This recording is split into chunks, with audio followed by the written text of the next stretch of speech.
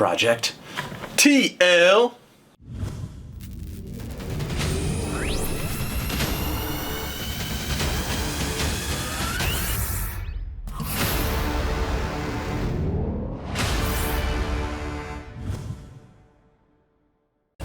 Hello everybody and welcome to Action RPG Super Bowl Weekend Edition. I'm your host Aaron, and for today we're going to be talking about Ubisoft and how they're trying to build some hype for Project TL before its 2020 open beta. But before we get into that, if you're new here, welcome. Here at Action RPG, I stream, I do tech reviews, I cover major gaming news, but the big portion of this channel, all things action RPG. So if you grew up loving the Diablo series, if you're a fan of top-down isometric hack and slash style games, you are in the right place. So please consider subscribing and supporting smaller channels. Alright, let's get on to the news. As always, I will share my thoughts. Please feel free to share yours in the comment section below. Here we go. I'm going to start this video with a quick edit. In the intro I said open beta. In the early half of 2020, this game will have a beta launch, but it's going to be a closed South Korean beta. So if you want to get into this, it will have IP blocks, so it's going to require a VPN to play, but you could technically do it. Okay, moving forward. If you're interested in getting your eyes on the full in-game development MMO Project TL, but can't be fussed with all that in-game, in-engine stuff, then you're going to love the concept art gallery that was revealed by NCSoft yesterday.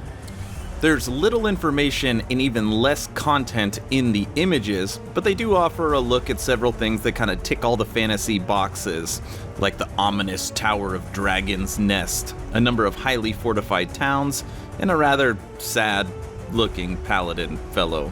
What a poor guy. Now, I love games that put Sword and Board kind of at the forefront because that is the main character class that I play pretty much across all games. In case you've forgotten, Project TL is the name of the MMO project that was once Lineage Eternal. The game was announced in 2011 but saw no less than 2 different betas, both of which failed to light both players and NCSoft on fire.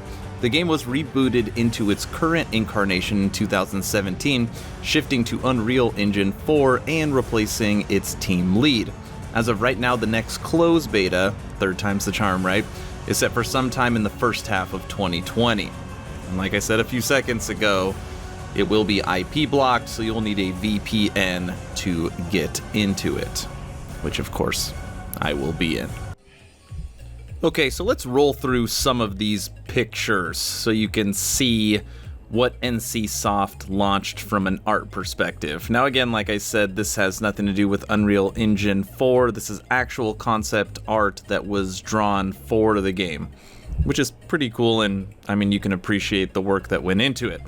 The first image here looks like a mining camp, maybe a little train they're putting in. It's kind of nice.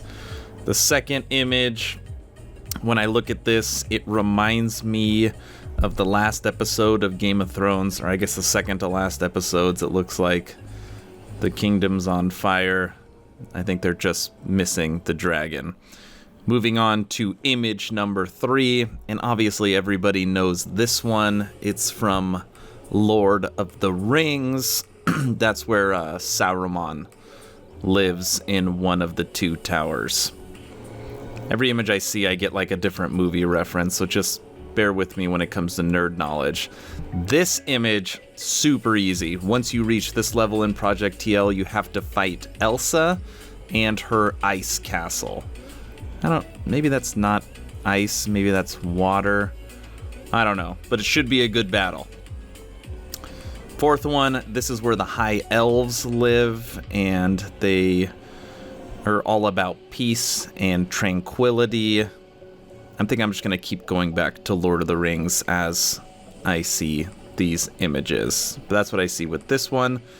Moving right along, this is the Sword and Board getting ready for battle.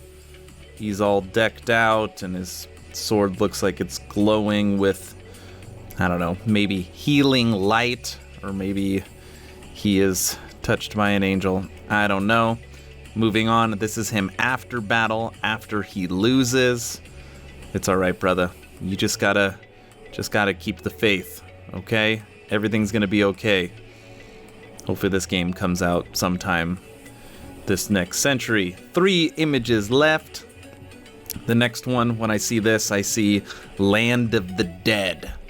This is where the necromancers lie. He actually looks like you could see a dragon flying at the bottom there. Does everyone else see that? Looks like a dragon. Well, you can go back and look at it. Now this image, this is of Hamunaptra, and if you haven't seen The First Mummy, great flick from my childhood. Maybe what was it? Maybe in high school when I saw that? Anyways, looks like a little desert level. And then the last image, when I see this, I don't know, I guess you could pick whatever civilization you want in Game of Thrones because this will match multiple civilizations. Now it is interesting, out of all these pictures, they don't show really anything foresty or woodsy other than what I said, the area with the elves, but for the most part, they kind of hit everything, and the images look really good. What do you think? Now, I just have to put it out there that whenever I review a game, I would hope that I get to play it in the West soon. And based upon what has happened with Lost Ark, I am trying not to get overly excited for Project TL. Now, let me explain why. When you're looking at these two, they're often considered direct competitors, just like anything else, Microsoft, Apple, or I guess better reference would be PlayStation and Xbox. And Project TL, again, that was announced in 2011, has gone through 3 different renditions now to finally get to its beta, hopefully at the beginning of this year, where Lost Ark has been out for already a year, over a year, and they still are not going to give us a Western release of that game for at least another year. So, what is the likelihood that this game launches in the West? Probably pretty slim. And then when it does launch, how long will we have to wait to get it in the West? So, just some stuff that's rolling around in my head. This game looks amazing. It's isometric, so I love it because obviously it's kind of like an action RPG, but it is designed as an action MMO where it's supposed to be open world. So anyways, I'm going to stop rambling now about my thoughts in my head and actually play you the cinematic trailer / gameplay trailer in high definition. Again, what you see is gameplay once you get a couple minutes into it, and if they can really bring this game to life, the level of detail and action, I think it looks better than Lost Ark, and it's better than anything that we currently have available, so enjoy.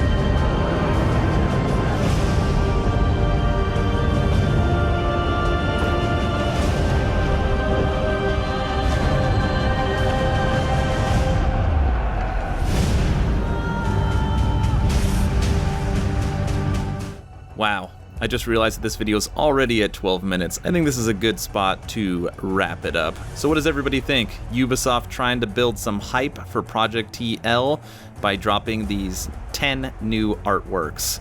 Is it doing the trick? Are you more excited to play the game now than before? Let me know in the comment section below. And as always, thanks for watching.